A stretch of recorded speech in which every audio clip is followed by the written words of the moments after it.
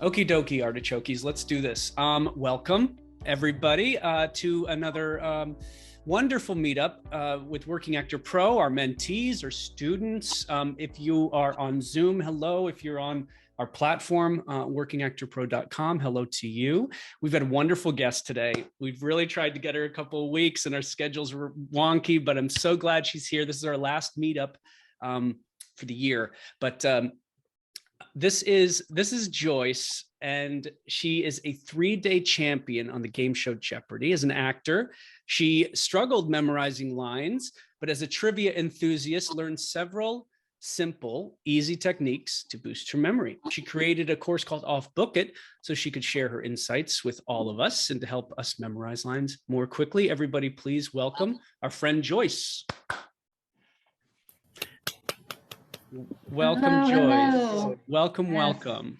I think what we may start, Joyce, is a nice little overview of, anything that you kind of want to bring to the table first. And we'll just have a little discussion and then some questions. And then, towards the end, we'll have a little chance to just talk about anything and everything. So Joyce, take it away. When did this start first? When did Off Book It start? Mhm. So I had the idea, some years ago. I'm a trained actor. I went to the theater school at DePaul, and so, I was very familiar with, what actors are taught, and I struggle with lines. I saw other people that struggled with lines, and it seemed like it was just like a very normal part of the process. Like people just accepted that as a normal thing, right?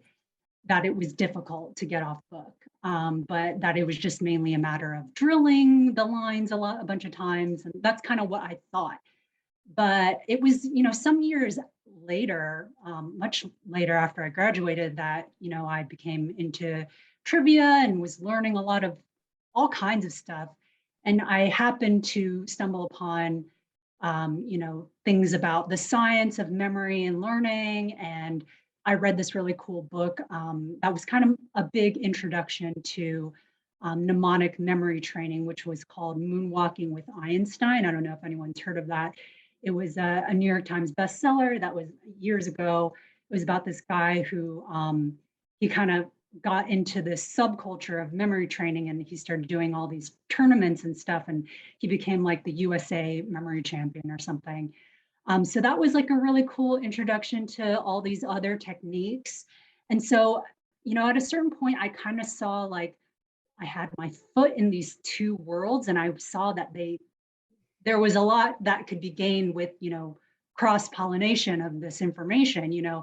Actors didn't know about this stuff, even though it was like readily available information out there. So so I felt like there was a big space for this. I knew actors struggled with this, and there weren't really a lot of great answers out there. So I was like, okay, I think I can bring something new to the table. I can, combine my knowledge of acting and memory stuff to try to, synthesize it together to create something that was like really useful, particularly for actors. Because I saw that, you do kind of have some programs out there where it's just memory training in general, where it's just like, if you want to improve your memory, like you can go to Jim Quick or whatever, he's like a big name, or some other folks, and they'll help you improve your memory in general. But I didn't see anything that was like very specific to actors, which I felt like was like a unique thing. Actors, they're memorizing scenes and dialogue, which is a whole different bag than, just memorizing lists or whatever, everyday items and things. It's a very unique process, a very unique thing to be memorizing dramatic text. So I felt like I needed to make something that was really like geared towards that. And so I started off Book It like a couple years ago. I launched the course. I think it was like August of 2020, and it's had a really great reception so far. I've been like astounded by, how big of transformations I'm able to help. Some actors this was like a really big problem for them, where they were really struggling, like auditions would come in and they would be really dreading it and stuff. But, after they took my program, it's really gotten them out of that shame spiral. They've really come out of that and are renewed and more confident when it comes to auditions. That's amazing. And the fact that you're touching people and allowing them to like do what they were supposed to do rather than getting in their own way is a wonderful thing, because you have a hand in their success. So, you could be an actor for 10 years and memorizing is all mental. I know that sounds obvious, but it's your perspective on the memorizing, I think, that like really welcomes the process.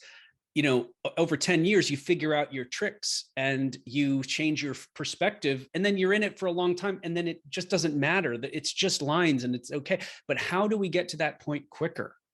How do I, instead of going for 10 years and then changing my perspective organically, what are some of those things that you're teaching? Right. Well, a side note, I will tell you that I've had some students where they've actually been in the industry for, a very long time, and they were actually working and maybe quite successful doing, working regularly. But this was kind of their dirty little secret, where it was like, they just kind of aren't that great with lines, and it's always been a struggle for them, but they've managed to get by somehow. And so I just want to say, like, that's part of it too. Like, people come from all over the place, where, all types of experiences. And it's not about, like, it doesn't mean you're a bad actor, like, if you struggle with lines. Like, I've known plenty of really great actors and that have had trouble with lines. But beyond that, just getting started with, like, some quick things that you can incorporate, like, immediately. So my program, my approach, I kind of have like 3 big pillars of knowledge that I'm kind of trying to combine together and kind of synthesize into like a particular method of line memorization. And so, the first big pillar is cognitive psychology, that field, which is, it's been decades. People have been researching the mind and how the human mind remembers things and learns things. And, they've studied this, and they've been able to come up with several principles that seem to be relatively universal, where it's like, if you do these things, this is how the human mind remembers it. The second big pillar is I call it mnemonics, or memory training. And that was kind of what I was mentioning about these memory champions that compete in memory tournaments. If you're familiar with these people at all, like, they're absolutely amazing. Like, they can memorize like a whole deck of cards really quickly. They can memorize like entire numbers that are like, super long. And it seems like they're super geniuses, like, if you look at them, but they're actually just using like really, really simple techniques that, I can tell you the secret is basically it's using the power of imagery. The human mind just has like a really, really strong affinity for images. And so if you can kind of take information and transform it into images, representative images that are really potent and powerful and memorable, then you're able to do those types of feats. So that's, the second big pillar. My third big pillar is, of course, the acting portion, the getting into the characters and analyzing the text, and, understanding your intentions and your relationships and all of those things that you mine from the clues you draw from the text, right? Those are all really important things. Those are the types of things that are good about actor training that tend to help with line memorization. And I don't want to throw all that stuff away. I want to incorporate it. So I definitely encourage people to, dive into the text that way and think about, why is my character saying these exact words, and so on. So those are like the big pillars of my method. And then, I can get into, specific tips that I have if you want me to go there. I'd love to hear some tips. Some, there's Yeah, not a way to get the whole course right, in this meeting, of course. And for those of you who are very interested in what this course is, I urge you to look her course up, and hopefully we'll be able to maybe have a bit of information from Joyce in our course. But I'm so interested in hearing just like little golden nuggets. What do you? yeah, Yeah, yeah. go ahead. For sure. Yeah. There's definitely some like great, just like simple tips that like you can just start using immediately. So a big one that I start with is like, I think a big mistake that a lot of actors tend to make is they tend to reread their lines over and over again. But it's actually better to not reread your lines, but to actually quiz yourself on your lines, to actually test yourself. So look away from the text and try to bring it up to your mind from your memory, and see if you can actually bring it up from memory, and then look back at your text to check to see if you've got it right or not. So that's like a very small, simple adjustment, but it actually makes a really big difference. I can explain a little bit, why that is. So this is based on a cognitive psychology principle. It's called retrieval practice. It's also sometimes called the testing effect, which it basically says, if you test yourself on something, you're going to actually remember it better. The actual act of testing improves learning and memory. So the problem with like rereading, just like, rereading the lines on the page, is that it gets you caught in something called the fluency illusion, which it tricks your mind into thinking that it knows the lines. Like if you see it right in front of you, it looks familiar, right? Because you've read it a few times, it looks familiar. And so you think you know it. But then when it comes time to actually do it, you're like, oh, wait, I guess I didn't actually know it. I think they call that the 80-20, Joyce. When people, actors, and I did this all the time. I'd look at everything the night before. I'd say, well, I got 80% of this down. The rest is going to be organic and fun and cool. And then you walk into the room with an executive and a casting director and all these people. And then you actually only get 20% of really what you thought you had. Yeah. There's a lot of different factors that can kind of throw you when you're kind of in that space. That's kind of another ball of wax as well. But this trick of the mind, it can you feel like you know something, but the thing is you actually don't know what you know until you test yourself. So that's the key. That's the kind of bottom line. You don't know what you know until you actually test it. So that's why I suggest always, quizzing yourself on your lines rather than just rereading. Because if you're just doing that, you might think like you're doing your work and you're spending a lot of time, doing the right thing because you're reading, and all. But that can actually be a waste of time. So yeah, that's one thing. Another thing, I've got plenty of them. Yeah. Another thing I would encourage people to do is to take more breaks. So this might actually be a bit counterintuitive because again, like we're kind of taught that you just keep drilling. Joyce, can you just repeat the last 15 seconds? There was a little cut off. I don't know if that was me or you, but just to repeat it if you could. Sure, no problem. So the tip is to take more frequent breaks. Yes. So yeah, this seems kind of counterintuitive, right? Because we tend to be taught that you just put in more hours, you just drill, and it'll eventually get in there.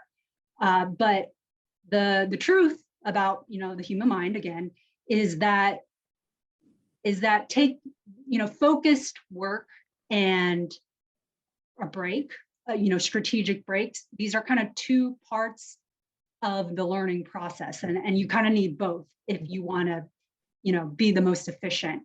And so I actually encourage you to study your lines for a little bit, take a little break, come back, study your lines a little longer, take a little longer break. So alternating between the two is actually better than just doing a long, super long block of I've tried, Joyce, to, if I'm really cooking, to do maybe 20 minutes and then 40 off.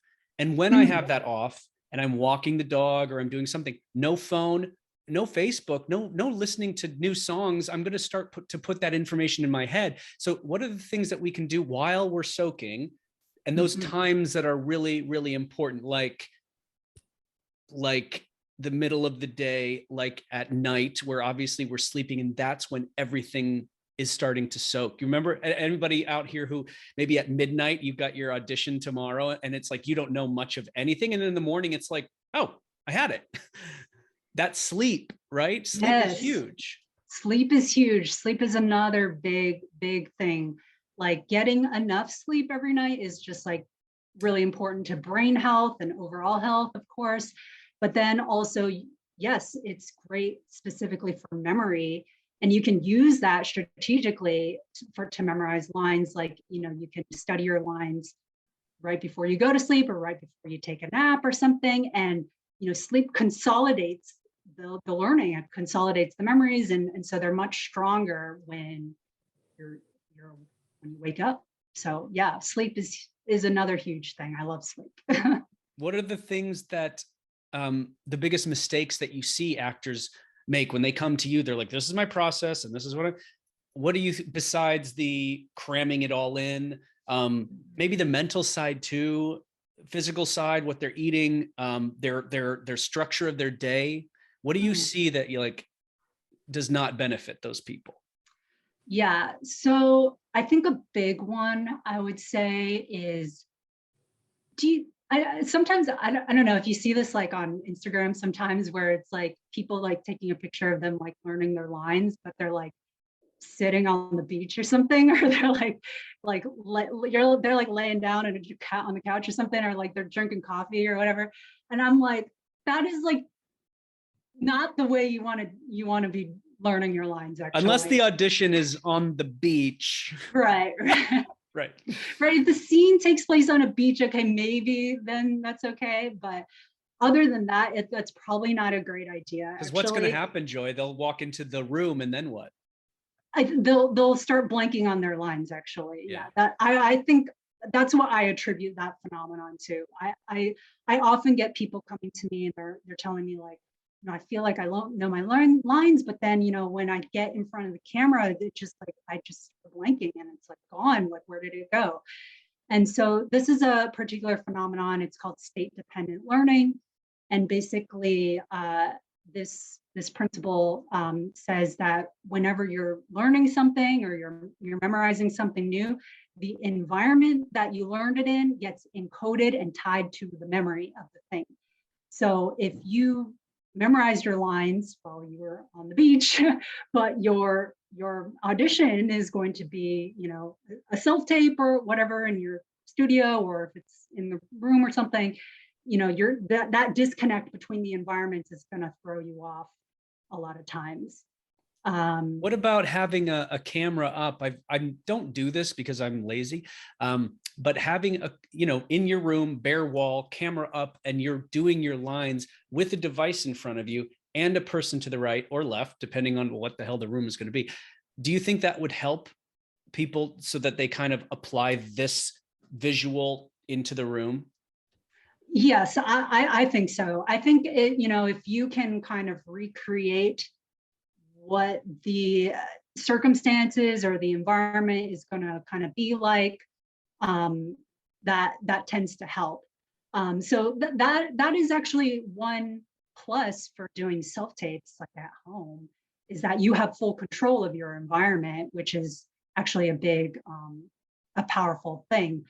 I can tell you that I've had a student who told me that she had a Zoom audition recently, where how she prepared was she actually did a mock Zoom audition.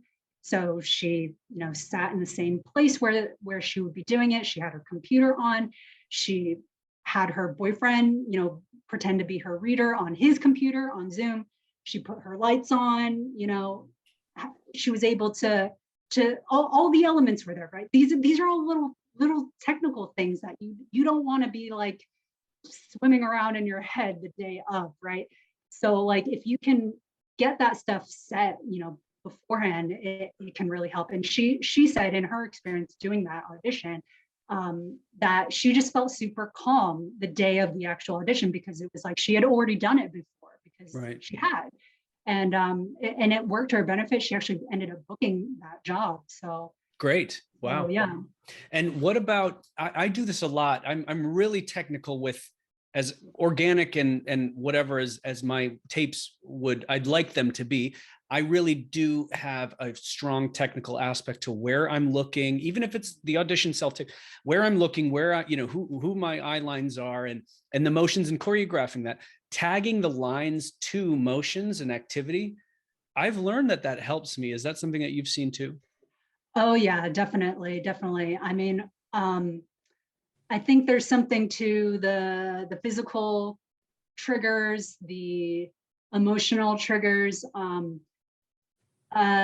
Yeah, I mean, I would kind of put those things in that bag of state dependent learning, I guess. Yeah. We say environment, but that environment can be thought of quite broadly, and I put things like physical movement and the emotional points in the scene as kind of part of that as well. I would say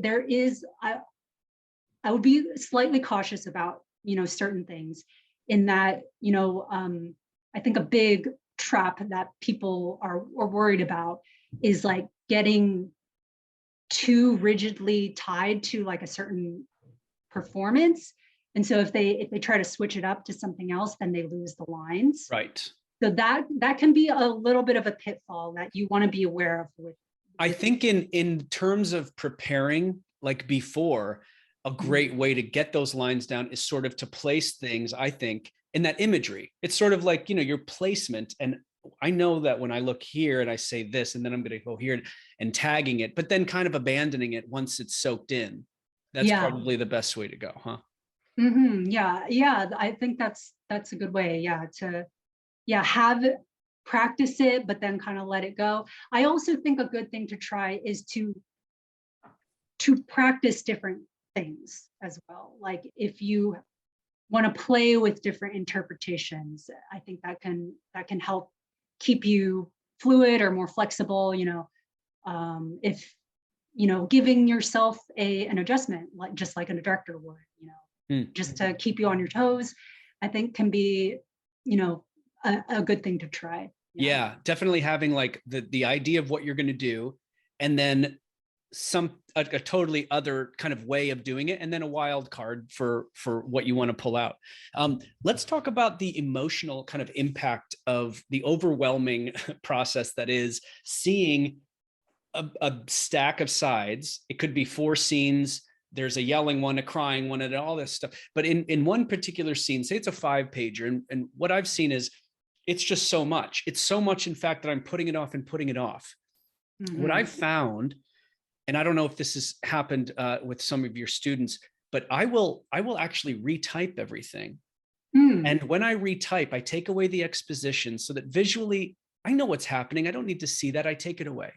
And I also take away, and then I'll work it and I'll get it in, and then I'll start taking away the other person's lines, because I don't memorize those lines. I'm hearing them, and if I'm really hearing them, then I know that I'm going to be saying my line. And then what I'm left with from 5 pages of this incredibly overwhelming thing is one page of all my lines that just go one by one. And that's not like I'm looking down. It's only my lines. I know when they come, but if I ever need it, it's big, it's bold. I don't have to find it with the exposition and all the pages and stuff. Does that help too with other people, or is that just me? That's really cool. I like that a lot, and there is kind of a similarity with what I advise, actually, because I do think there is something about the way it looks on the page, something about the visualization of those words on the page, I think does something. Again, I could think kind of what you said, like if it's like 5 pages and it's like, oh my God, there's paragraphs of this, like it can be really intimidating. But when you kind of pare it down, I've actually done this, with students of mine, where I do retype it, where it's like, okay, yeah, there's all this action stuff, but these are the actual lines, let's put that there. Another thing that I actually do, which is kind of similar to this, is like if there's big paragraphs of text, I actually like to break that down even more so that it ends up looking more like stanzas in a poem. Love that you said that, Joyce. Yeah. That, like, we split it up into beats. So it's not this one monologue. Right. And then as you're going through the beats, you're like kind of seamlessly entering this other part, and like chapters in a book where you are, right? Yes, exactly. When you understand the structure of how it's put together, where you're like, okay, this is the beginning, this is the middle part, and this is the end, like your mind has something to hang on to. It organizes it, which helps so much. But yeah, I've found that that's like a big thing that helps a lot, when you can just break things down into even just like a phrase, and you just go phrase by phrase, and then into beats, like you said, where it's like, okay, here's the beat. It makes it so much less intimidating, makes it kind of easier on the eyes. You're kind of more relaxed, and yeah, it just helps a lot. Love it. Yeah. Let's see. What did I want to say? Knowing, I wrote down knowing why we're saying the line. I hit a place, and for those listening, I was 10 years in, and I hit this place where I just couldn't say the line to save my life. I was on a show on CBS, and I had only 2 lines. I could barely get them out. For some reason, I hit this wall of memorization. FYI, those aren't permanent. They're either a form of resistance to get you down and test you to pull through and endure it, or it's just part of the business of our mentality and whatever we're going through normally.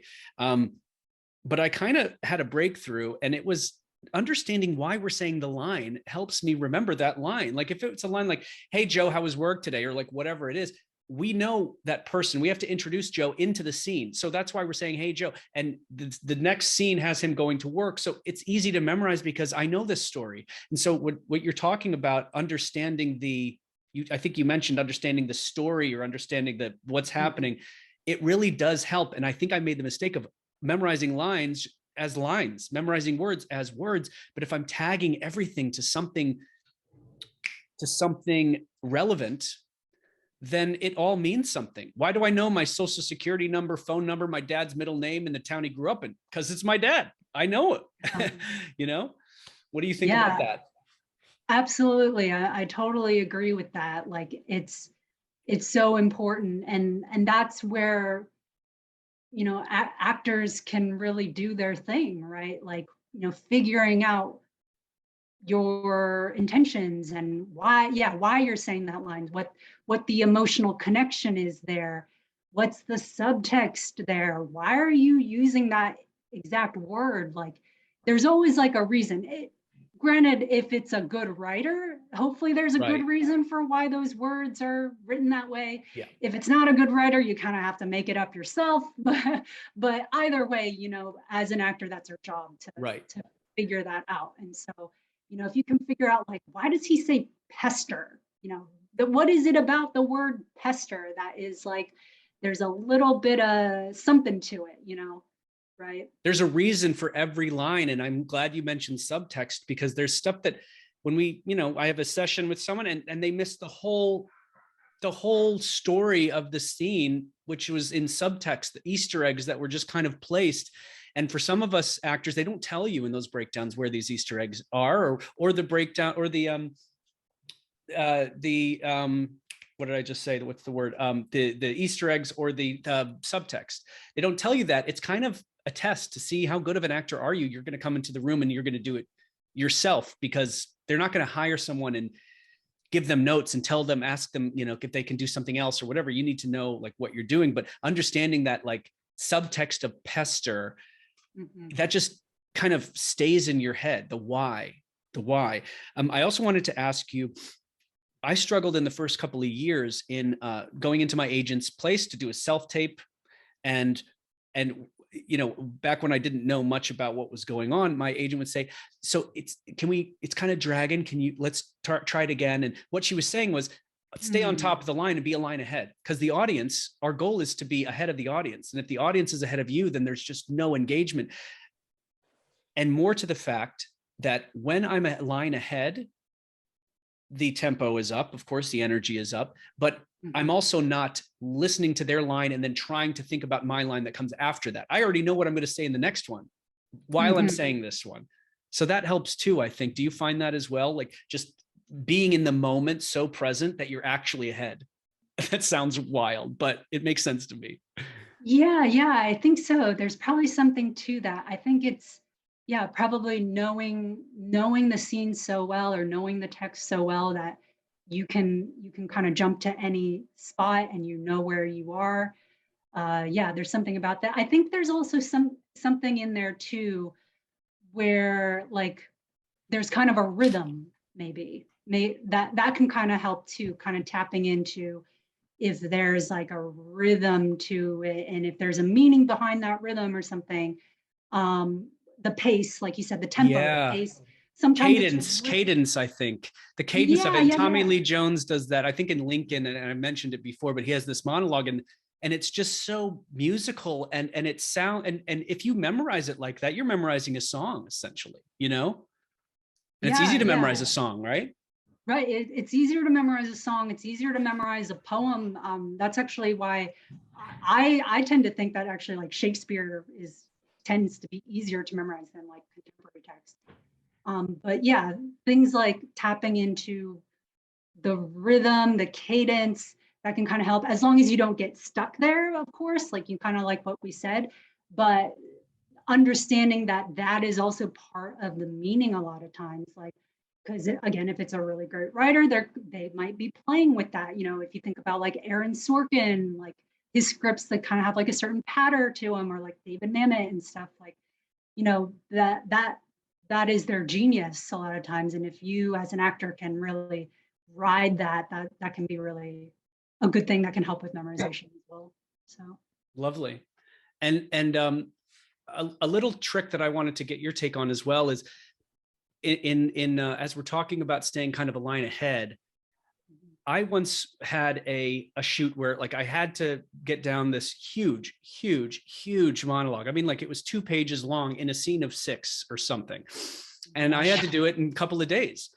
And so I was sitting in the Dublin airport, and I had like my second Guinness. So I was like feeling a little buzzy. And then I had this breakthrough where I was trying to memorize this. A couple of you I've told this story to, where I took the first line, the last word of that line, somehow related to the first word of the next line, or one of the words to take me into the next one. And I used imagery. I used some sort of relating thing, whatever it was. If it was purple and then like hippopotamus, I tagged to like hungry hippos, whatever, so that I would remember. And we tried it with my wife. Next day she had a shoot. She said, I haven't looked at it once. And in 35 minutes, we had it down from just tagging the last word to the next word. That is beautiful. That's beautiful that you kind of came across, you intuitively just like landed on that, right? Yeah, that's great. Yeah. Sometimes revelations come when you're drunk, right? But that kind of technique is actually what I was talking about with like the imagery based techniques that memory champions use. It's very much like that, you know, the hungry hippos, if it's purple or whatever, kind of making those associations and linking them up through the text, so that there's this like structure that kind of gets you, the image structure that gets you through. That's brilliant. Yeah, and that's great that you did like, you know, the last line to the next line. So yeah, you kind of that's very similar to, you know, what I teach and what a lot of these memory champions use. So awesome. Oh, I'm so glad that we have you. Let's open it up for some questions. We've covered a lot. Does anyone have any burning questions regarding memorization tricks? Raise the old hand, and if not, of course, Tommy has a million. Yeah, Brianna. Sorry, I was having trouble unmuting. I was just wondering, so this question is going to bring us all the way back to the beginning of the presentation. I was just curious because you were talking about the cognitive Einstein books and the theories that you learned through that. And I was just wondering if there was any other books you would highly recommend that really were pinnacles for you and helping you get through certain parts of your process. Yeah. So the big one that I mentioned before, it was called Moonwalking with Einstein. Link is in the That's message, everybody, by the way. yeah, that's a great book. And that's all about like the memory champions and stuff. Another great book I would say is called Make It Stick. That's kind of more on the cognitive psychology piece. I think that's a great book. I'm trying to think what else. There's a really great, uh, he was like a memory expert, but he's like from a kind of bygone era. I think he might not even be alive anymore, but I think he was kind of more famous and like prominent in, I want to say the 1950s, but he has several books that he wrote and, you know, they're around. His name was Harry Lorraine, Harry, Harry, Lorraine, Lorayne. Yeah, he has several books that he wrote over the years. Some were kind of like more geared towards like students and stuff, and others were just kind of general, you know, memorize people's names and stuff like that, or number, your phone number, whatever. But he's really good. I like his techniques. Trying to think what else. And if you have a go-to, Joyce, send them our way and I'll dish them out to people. But I have included links there for everybody if you need it. Yeah. I think those are the big ones that I would recommend. Yeah, those are great books. Okay. Awesome. Thank you. Alyssa? Hi, Joyce. Thanks for speaking. So one of the things that I've been struggling with in terms of like lines and memorizing is that I feel like, you know, let's say you are given a script 30 minutes before, an hour before, or that's the only amount of time that you have, like maybe you're busy with work or something else. A lot of like, I feel like I don't get a chance to do the acting work because I am so busy memorizing the lines, and a lot of that ends up getting coupled, and then that does lead into that pitfall of like, okay, you only memorize it this particular way, and I don't get to do the acting work, which is like knowing my beats because I'm so concerned with knowing my lines. And so I was wondering if you had any sort of tips of like, what do you do? Do you just separate it out, or like how do you get to the acting work? Like how do you drill your lines so much that you can get to the acting work? Mm-hmm. Yeah, that's a tough one. If you only have like 30 minutes or an hour, yeah, that's pretty tough. And I would say it might be a little bit different for everyone. There's things that you can play with, or though. Like I would say, you know, like what we were talking about, those image-based like memory techniques, like what Tommy was saying with like the purple hippopotamus and stuff, like those are quite potent, even though they kind of take you away from the actual meaning of the text itself, which is kind of the acting work, which is of course, you know, what you want to do as an actor. But the thing is, like those things are so powerful that they can kind of help you get off book quicker. And if you just need that like that espresso boost kind of like thing for your memory, that can get you quick off book quicker, which could get you to the acting part quicker. You know, that's one way to do it. But again, it's something you kind of might want to play with to see if that would work for you. Or it could be just actually, you know, reinforcing the acting portion, just like diving into figuring out exactly why you're saying certain lines. I would say also, like what I was mentioning before, one of my tips about like spacing out your memorization, that can kind of help get you off book quicker as well. The tip with that is like if you have a shorter amount of time, you would want to take a shorter break. So it would be like, you know, you work on your lines and then you maybe take like a 10-minute break and then you come back and try it again, take a another 10-minute break or so. Like, I mean, again, 30 minutes, that's kind of hard to do that. But if you have some amount of time, you can kind of do that alternation, which helps kind of get off book faster. But yeah, I don't know. Those are a few of the things that I would say to try to play around with. Yeah. Awesome. Sorry, could I a quick follow-up to what you just said though? Would it, like, as an actor, do you find that, like, if you are in those situations, which do you prioritize? Would you prioritize the acting work and the finding the beats over knowing the lines? Right. So, I mean, that's tough. I mean, Yeah, but I I mean, mean, what would you say, Tommy? it's absolutely performance over lines. The whole point is to get the story down, and I'm not hiring someone who can memorize. I'm hiring someone who can move me. And I don't care if someone just got it and they're looking at it. A lot of my friends have booked because they got it like that day and they have it in their hands and they're just doing this. You know, you've seen those they booked it videos, like the audition that got them the role, and they're looking down sometimes. It's amazing. It doesn't matter. What matters is, did this person really embody this?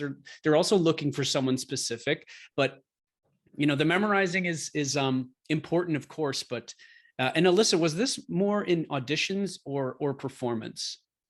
More in auditions. I Yeah. think, yeah. Okay, and I wanted to mention this a little later, and we might do a course on it. But my wife and I have been teleprompting for a long time, and our tapes are amazing, are way better than, of course, when we would just be like memorizing all day and then getting it. There's a way to do it. I have been on so many callbacks just because I knew that how to teleprompt with this and how to set it up to make it look legit, what I do in between lines to make it absolutely authentic. And it's a little art, but it's totally learned. You can do it. You can do it. I've just been doing it since I was like 14 or 15 when I do like cable access stuff in my hometown. But once you do it a little bit and you knock out the kinks, and I'm happy to run a course for that, it helps us so much. And when you have the lines there, it's so freeing. It is so amazing because you just have the moment and that's it. It's That's cheating. awesome. It's cheating. I mean, yeah, to some, I mean, but again, like you said, they don't care about the lines, right? Right. So, but that's really cool. I've never actually heard about people using a teleprompter before, but that's really cool. I've heard of people kind of like taping up their lines sometimes, Yeah. and like doing that, or like, I mean, is this the case? I think you would know better than me. Like, if certain casting directors are more forgiving, like they're okay if you have the Everybody's different. Yeah. You go to Claire Simon in Chicago, don't have your sides in your hand. You go to Melsky in New York, you better have them. They don't want to worry about you. It's, you know, you don't know until you get in there. Everybody's different. And there are different rules for every house. Rue, I know you were up. Your hand was up. I'm sorry to keep you. Go ahead. All right, I was curious about it was mentioned the being able to tap into like rhythmic memorization without getting stuck on it, and I realized like semi recently that that's like how I memorize anything. Like my memory is really rhythm based, and so with that, do you have any tips for like how to get away, like break away from it? How to break away from it. So I would say just consciously like mixing things up a lot, like consciously trying to do a different interpretation, do multiple different interpretations, because the more you reinforce it, the more it's going to be stuck to that. So if you can play around and try different things, yeah, just even if it's uncomfortable for you at first, like that's the room, that's the time to play, right? So when you're in a safe space where you can make mistakes and do those things. So yeah, mixing it up. So that's kind of the two parts to the state dependent learning principle that I recommend, where if you kind of have you can use it to your advantage, where if you are doing a self-tape at home, you can kind of just do practice there. But if you need that flexibility, like this is particularly for like great for performances and stuff too, where you won't have control of that environment. The director might tell you to run across the room or something, and you don't know, but you need to be flexible enough to do that. Then you need to mix things up. That's the time where you need to change things up, practice mixing things up. Yeah. Thank you. Lovely. Anna?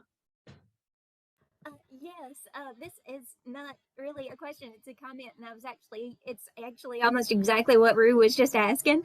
While y'all were talking about that, I remembered something that tends to help me, and I know that what I've done has all been on stage so far, but one of the things that has helped me not get in that space where you only remember one thing and then you can't do it, is to really keep constantly reminding myself that I am living as this other person for a little while. And in real life, almost never does anything that you plan go the way you thought it was going to. So even some of the things that you are planning to say to someone doesn't come out the way you thought it would be in your head. So I always try to keep that in mind, especially like in live performances where, like you said, you don't have control over the environment. Well, that timed out weird this time. Why is she over there? She was supposed to be okay. And then you just live it and figure out something in the moment. So that has helped me a lot. If you just, I just thought about that while y'all were talking. So I love it. I love it. That's great. And I learned that from Judy Henderson, who said abandon control. And funny enough, that week leading up, I was meditating and I heard this constant, just little whisper of abandoning control, and I realized just how controlling I was being in the room, knowing where I was going to look, how I was going to say it. Now I hope they pause so that I can say my line this way. And it's like, what are you doing? You're making rules in this room. This isn't your room. This is our room. And our job is to just be flexible. So expect the unexpected. Expect whatever you think is going to happen to be a little fluid, right? I'm so glad you brought that up. It's funny too in Zoom shows, because if people drop out, what are you going to do? Somebody loses internet connection. You got to make up something to make the scene finish out. And then it's probably not written down, so just fly with it. I enjoy that part. But anyway. Just fly with it. I love it. And, ultimately, everybody, I think it was John Goodman and someone else. They were in a scene and they were really having a hard time getting it, executing the scene. And sometimes when you do a little rehearsal, while everybody goes back to their trailers and everybody lights the scene, some actors will just sit and just try to talk through it, and they'll say, so what you're going here. And then I'm thinking about, like, this is how I'm, and ultimately in that moment, John said, you know what? Then we decided to just treat it as it was a student film. They were struggling with just the lines and the beats and oh God, it's just like so much. And then they said, let's just treat this as like a nothing. And it was so easy, and it takes a while. I can't imagine someone who's in their first year or 2 or 3, maybe they don't have a lot of, like, say, big network credits or whatever, to treat it like it's just nothing. But if you do, the stakes are so down, you end up being so much more free. You've abandoned the desperation of getting this thing. And of course, the casting director can smell that and they love it, right? So there are formulas that we introduce that, I know we're talking about memorizing, but while you're memorizing, I realized that I was better at memorizing lines in indie films, short films, student films. And with network stuff, I was constricted. I wasn't free. I didn't have confidence to say something because every second is $1 million. And I realized, I just need to treat everything as like a student film. And it just got so much easier. So much easier. Anybody else? Interesting. Oh, you guys, I'm so glad that we got to meet. Joyce, thank you very much. Anybody have any existing questions or anything? You can feel free. Alyssa, go before we leave. Go. All right, just last one. Okay, I know a lot of the work is in the prep work. I was just wondering if you ever do find yourself in a situation where you're saying your lines, for some reason you blank in the moment. Is there a way of doing that memory retrieval in the moment? In the moment, if you dropped it, what can you do? That is another tough one. I think it's maybe retracing your steps trying to, could maybe like back up a bit and maybe repeat the last thing that you remember and kind of go again, like, that can help. Other times, sometimes it's the other person that saves you, like, right. And I think, Joyce, they say, like the whole memorizing and our brain functioning, it's all about oxygen coming into our heads. So like if you have a moment where you're just stuck and you breathe and let that oxygen in, and also you're taking down the stress and the anxiety as well. So like it comes and you're always going to be okay. In that moment when you drop, I've dropped a lot. There are times where I've been on a big set and they're like, and action, and I don't know what I'm going to say. I honest to God don't know what I'm going to say. And it comes and it happens. And we need those moments in indie films and student films to train our brain and train our hearts to know that we're going to be okay. We can take the pressure. And you know what? Not knowing what you're going to say is kind of exciting and throws you into the present so fully. So, falling is part of growing and figuring out what your process is. And everybody's different. I realized that I had this huge Christmas show in Chicago. I needed to get the lines down. I was on my elliptical or the bike or whatever, and I started doing it. I realized I memorized twice as fast when my legs are going and my mind is absorbing. So when I couple a physical act to mental absorption, it's in there like heavier than if I was just, sitting in a room getting those lines down. And I only knew that because of me. That's just me. Maybe it's not you. So you just got to try kind of everything. Yeah, that's great. There's one thing that popped in my mind thinking about this question about, if you lose the line kind of in the moment or whatever.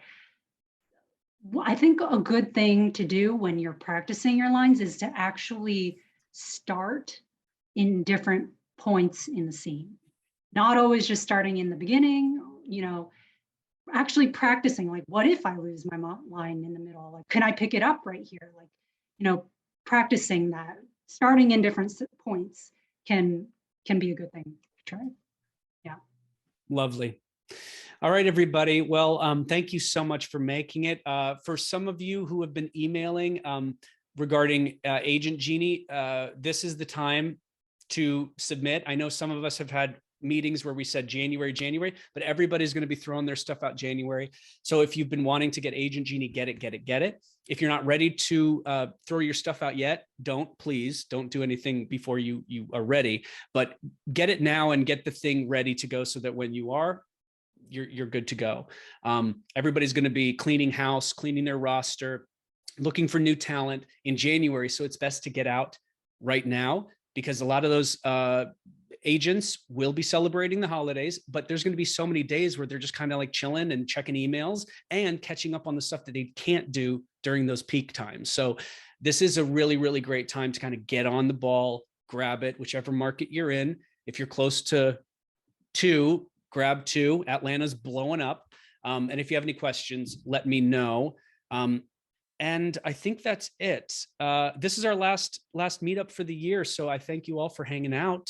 And feel free to stick around for a couple of minutes after if anyone needed a question answered. But you're all free. Thank you so much for being here. And thank you, Joyce. Big round of applause for Joyce. Thank you. Round of applause. Thank you, Joyce. Joyce. Thank you for having us. Thank you, Joyce. Bye, Yes, everybody. thank you so much for Thank you for having making me. time. Have a lovely holiday. Thank you, you too. Hi, guys. Happy holidays. Everyone.